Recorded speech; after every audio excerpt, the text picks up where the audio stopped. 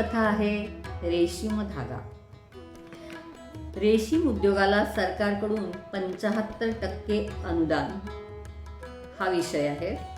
अभिवाचन केलंय गौरी मेहेंदळे हिनं.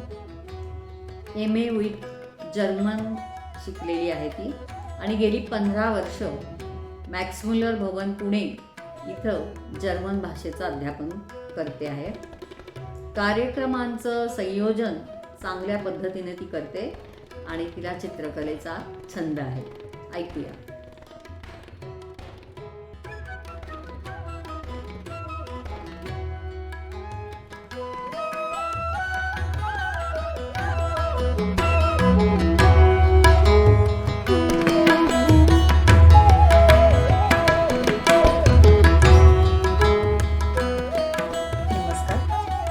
मी गौरी मेहेंदळे.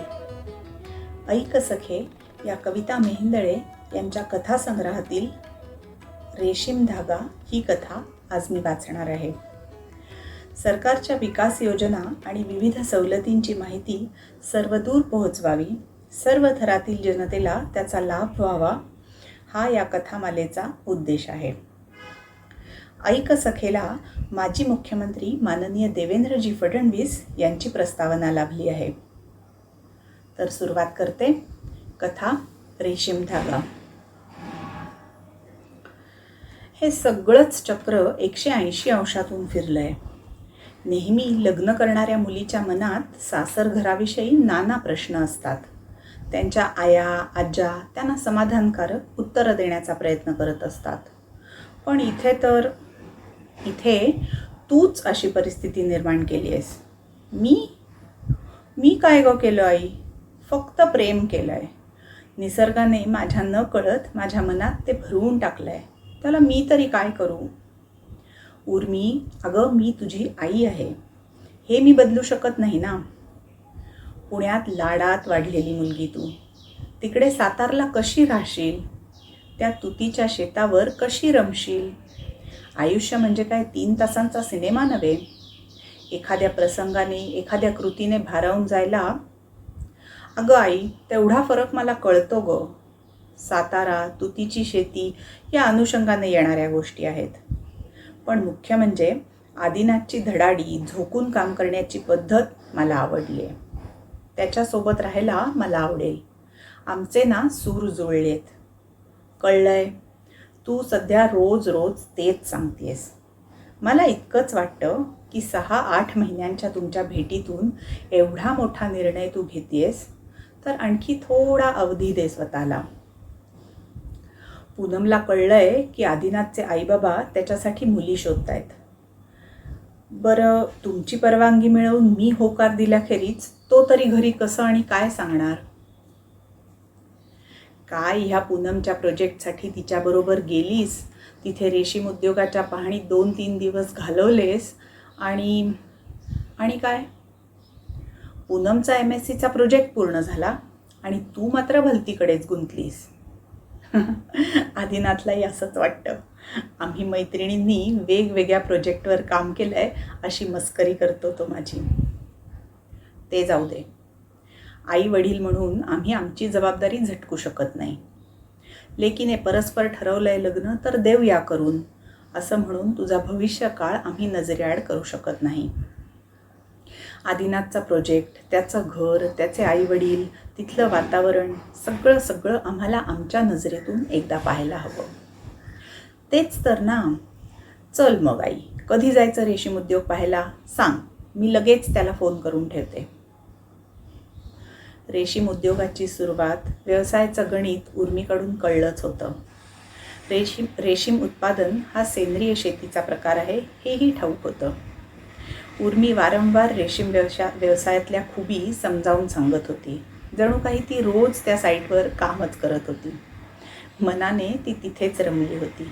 स्वप्नातही रेशमी आळ्यांना भरभरून तुतीची कोवळी पानं खायला घालत होती.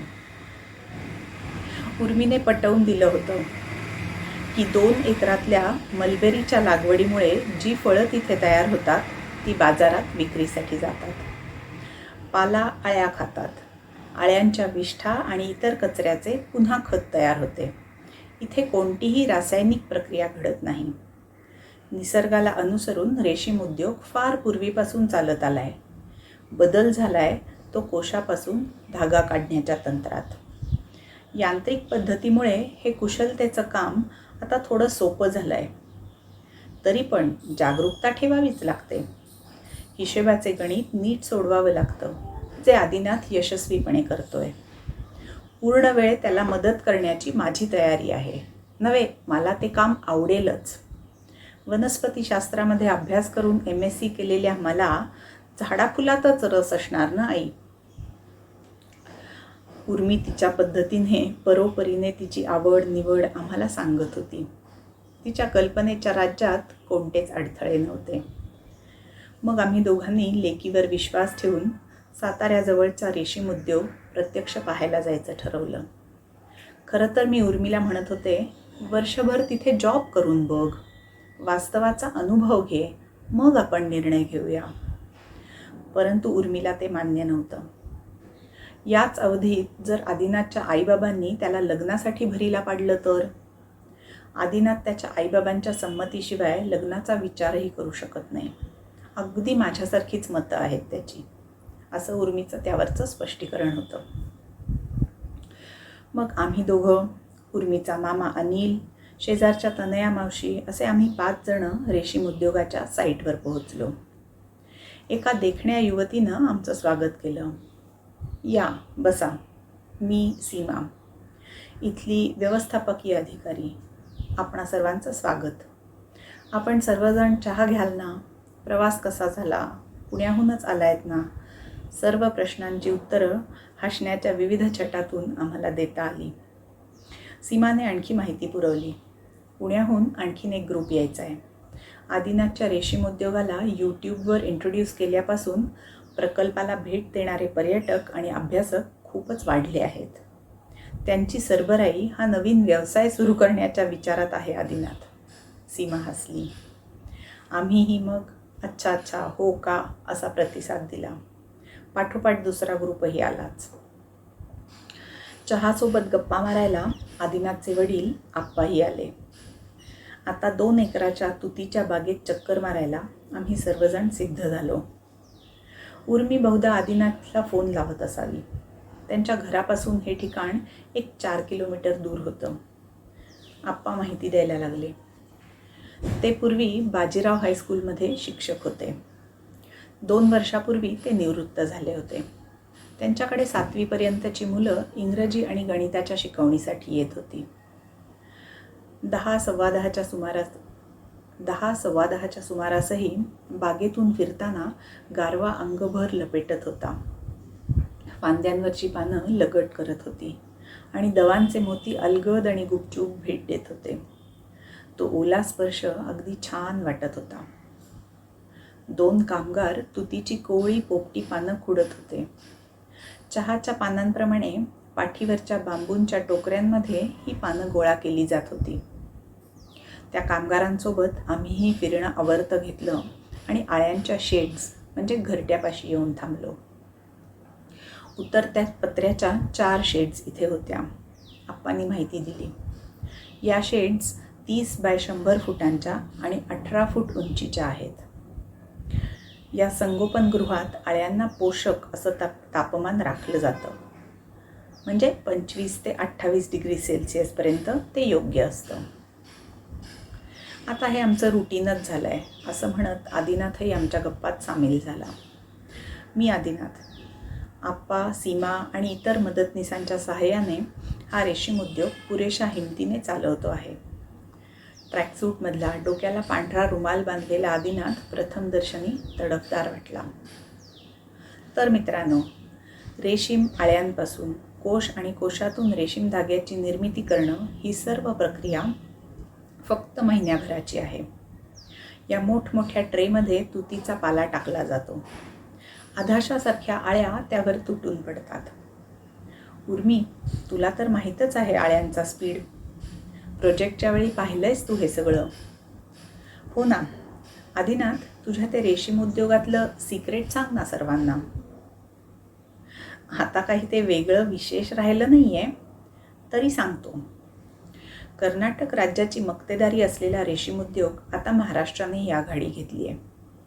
इतकी वर्ष बंगलोरजवळ रामनगर ही बाजारपेठ कोशांच्या म्हणजे रेशीम कोशांच्या खरेदी विक्रीसाठी एकमेव होती.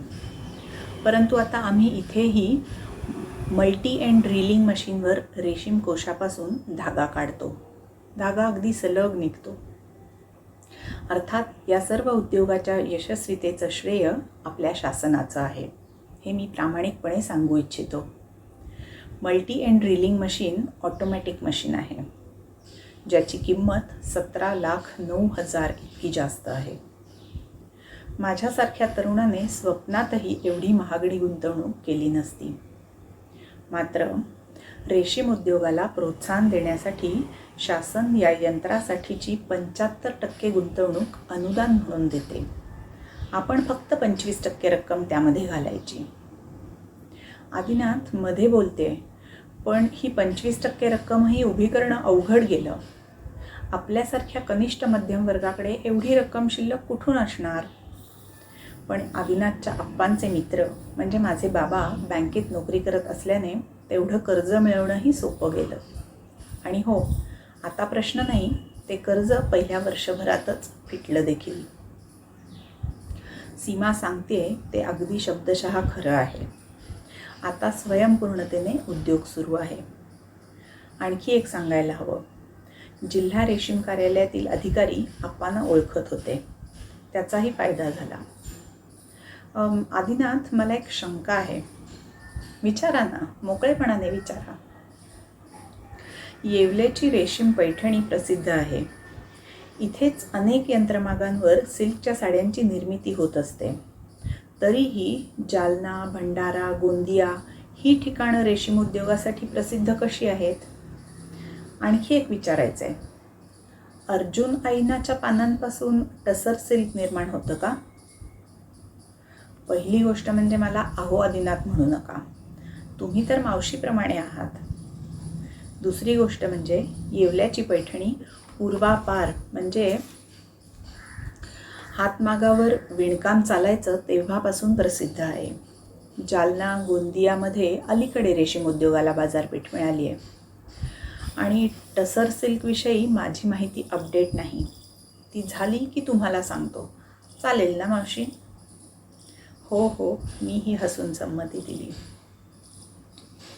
यानंतर सीमाने आळ्यांच्या ट्रेवरती भोकाभोकांच्या जाळ्या कशा ठेवल्या जातात ते सांगितलं. कोश विणण्यासाठी आळी नेमकेपणानं जाळीचाच आधार कसा घेते तेही दाखवलं. हे सर्व कोश पांढऱ्या रंगाचे आणि तुकतुकीत दिसत होते.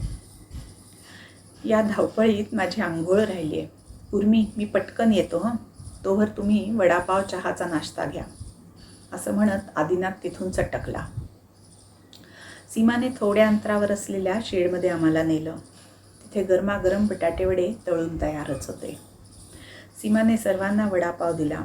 आग्रहाने कोरडी चटणीही दिली. रेशीम उद्योगाला भेट देणाऱ्यांना वडापाव देणं किती योग्य आहे हे आदिनाथला मीच कसं पटवून दिलं हेही सीमा अगदी रंगवून सांगत होती. उरल्या सुरल्या शंकांचं निरसनही करत होती. 1 किलो धागा तयार करताना 2700 रुपयांपर्यंत खर्च येतो आणि 3000पर्यंत सहजी भाव मिळतो, हे सुद्धा जरा फुशारकीनंच ती सांगत होती. आदिनाथ खरोखरच झटपट आवरून आला. त्याचा निरोप घेऊन आम्ही परतीच्या प्रवासाला लागलो. उद्योगाचं वर्णन आणि प्रत्यक्ष अनुभवात तफावत होती. सारेच भारावलेले होते. तरी पण ज्या कारणामुळे साताऱ्याला या उद्योगाची प्रक्रिया पाहायला जायचं ठरलं होतं त्याविषयी कुणीच काहीच बोलत नव्हतं. मामा किंवा तनया मावशी मुळीच परके नव्हते. परंतु सगळे चिडी चूप. उर्मी पण गप्पच दिसली. शेवटी मनातली कोंडी फोडायला हवीच होती. दुसऱ्या दिवशी मी उर्मीला विचारलं, काय ग, तुला आदिनाथसोबत काही बोलायला वेळच नाही ना मिळाला? हो ना आई, अगं तसं तर होणारच होतं, पण काय, मुलगा चांगला वाटला, नम्र आहे, केअरिंगही असावा. परंतु आप्पा सीमाही कामात लक्ष घालतायत असं दिसतंय. होय, सीमा तर अगदी अधिकारवाणीनं बोलत होती. माझ्या मनात काही शंका निर्माण झालीत. उर्मी, मलाही त्या सीमाचं नेमकं नातं कळायला हवं. म्हणजे तुझ्या मनात एक विचार असावा आणि सीमाने त्याला तत्पूर्वीच छेद दिलेला असावा, असं काहीतरी विपरीत घडायला नको. मला तर दाट संशय आहे. मी आदिनाथशी बोलून घेईन, उर्मीने सांगितलं आणि हा विषय मी तिथेच थांबवला. अर्धवट माहिती वा शंकांच्या भरोशावर पत्त्यांचे बंगले बांधायची मुळीच घाई नव्हती. स्वस्थ राहायचं ठरवलं. आदिनाथ आणि त्याच्यावरचं उर्मीचं प्रेम हा विषयच आधी मुळात 7-8 महिन्यातला होता. त्याची खोली असून असून किती असणार? मनात एवढी अधीरता मुळीच वाटायला नकोय. उर्मी समंजस आहे, तिची तिचीच समजूत पटेल. शिवाय तिच्यात कमतरता कसली आहे? रूप, गुण, शिक्षण, संस्कार सर्व बाबतीत ती कसोटीवर उतरते आहे. आदिनाथसारखे 56 मिळतील. जाऊ दे, 56ची गरज नाही. हवा तसा एक सहचर मिळाला की पुरेसं आहे. उर्मीने निर्णय घेतला आणि घाई गडबड तर केली नाही ना? त्या सीमाचं बोलणं, वागणं केवढं तरी शिष्टपणाचं आहे. त्या उद्योगावर, आदिनाथवर मालकी असल्याप्रमाणे. जाऊ दे, फुलं म्हणतात ते खरं आहे. तुझे आहे तुझं पाशी, तू जागा चुकलासी. पण उर्मीचं जजमेंट इतकं चुकलंच कसं? हाच खरा प्रश्न आहे. मी मनातल्या मनात बडबडत होते, परंतु माझी परवानगी न घेता काही शब्द ओठाबाहेर पडत होते. इतका का दम नाही त्या आदिनाथला? हे माझं पुटपुटणं उर्मीच्या बाबांनी ऐकलं. अहो सीमाच्या आई, सॉरी उर्मीच्या आई, किती विचार कराल? व्हायचं असेल ते होईल, शांत राहा. सांगणं सोपं असतं आणि तुमचं हे काय चाललंय हो? म्हणे सीमाच्या आई. स्लिप ऑफ टंग आणखीन काय, बाबा म्हणाले. आम्ही दोघं उगाचच एकमेकांवर चिडलो. होय नाही करत उर्मीने 2 दिवसांनी आदिनाथला फोन केला आणि मग स्वतःशीच खूप हसत राहिली. मग शांतपणे म्हणाली, अगं आई, सीमानं आदिला भाऊबीजेला ओवाळते म्हणे. शेजारी शेजारी राहायचे ना ते. आदिनाथला बहीण नाही आणि सीमाला सख्खा भाऊ नाही. लहानपणापासूनचं नातं आहे त्यांचं. पण ही सीमा तर तिखट आहे. असू दे, मॅनेजमेंट पाहायची, दिवसभर त्याच गतीने यंत्रणा राबवायची, म्हणजे तेवढं स्मार्ट असायलाच हवं नाही का? अच्छा उर्मी, तुला ती भूमिका निभवायची म्हणून सीमाची बाजू उचलून धरतीयस की भावी नणंदबाई म्हणून? आई काहीतरीच काय ग, अजून कशात काही नाही. आदिनाथने परवापासून 100 वेळा मला फोन करण्याचा विचार केला, परंतु माझा म्हणजे आपला ग्रीन सिग्नल आहे की अजून आपण येलो सिग्नलवरच अडकून पडलोय हे त्याला उलगडत नव्हतं. शेवटी आत्ता म्हणाला. काय म्हणाला आदिनाथ? कोशांपासून मिळणारा रेशीम धागा हाताळणं एक वेळ सोपं आहे, परंतु आयुष्याला बांधून देणारा रेशीम धागा गेले 44 तास हुलकावणी देतोय असं वाटत होतं. उर्मीने मानेला जडिवाळ झटका दिला. जणू काही आता कोणताच अडथळा आपल्या नाजूक रेशमी बंधनात असू शकत नाही याची ग्वाही स्वतःलाच द्यायची होती.